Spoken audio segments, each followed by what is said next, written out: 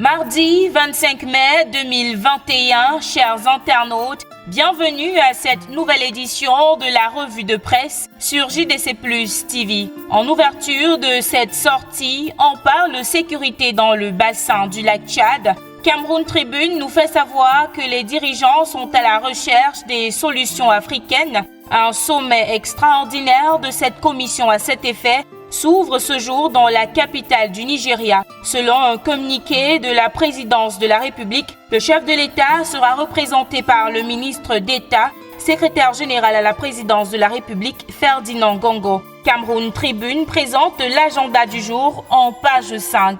Pénétrante est de Douala, l'arrêté de la discorde, c'est le titre qui barre la une du quotidien Mutation, édition de ce jour. Le préfet du Wouri a interdit la circulation des gros porteurs entre 7h et 21h sur une partie de cet axe, une décision qui suscite, selon Mutation, l'indignation des opérateurs économiques qui redoutent déjà une congestion du port de Douala. Le quotidien a tendu son micro à quelques-uns qui expriment leur désaccord en pages 6 et 7.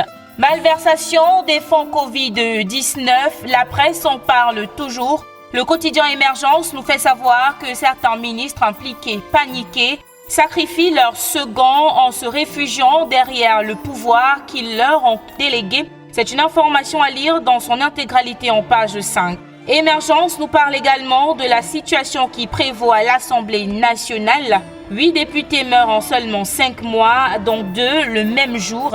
Il s'agit de l'honorable Marinette Ngoyetna, député RDPC de la Sanaga-Maritime, et l'honorable Eric Ntiba. C'était hier, lundi 24 mai. La Chambre basse enregistre donc ces décès quelques jours seulement après avoir enterré la vice-présidente, l'honorable Emilia Mondjoa Lifaka. On poursuit cette revue de presse avec le quotidien Le Jour qui nous informe que 27 militants du mouvement pour la renaissance du Cameroun MRC sont attendus à la Cour suprême pour marche illégale. Zoom sur ces personnages en page 3 du quotidien Bleu, édition de ce mardi.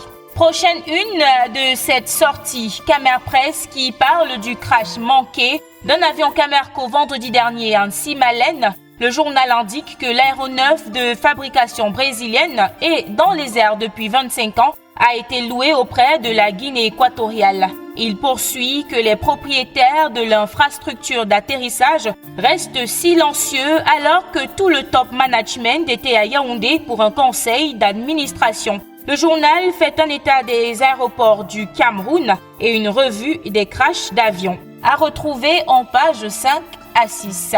De l'économie pour se dire au revoir, le quotidien L'économie écrit sur les axes d'investissement de la Banque de développement des États de l'Afrique centrale au Cameroun en 45 ans d'existence, à retrouver en page 3 de sa parution de ce mardi. Et voilà qui vient mettre un terme à cette édition de la revue de presse sur JDC Plus TV. Merci d'avoir regardé. À demain.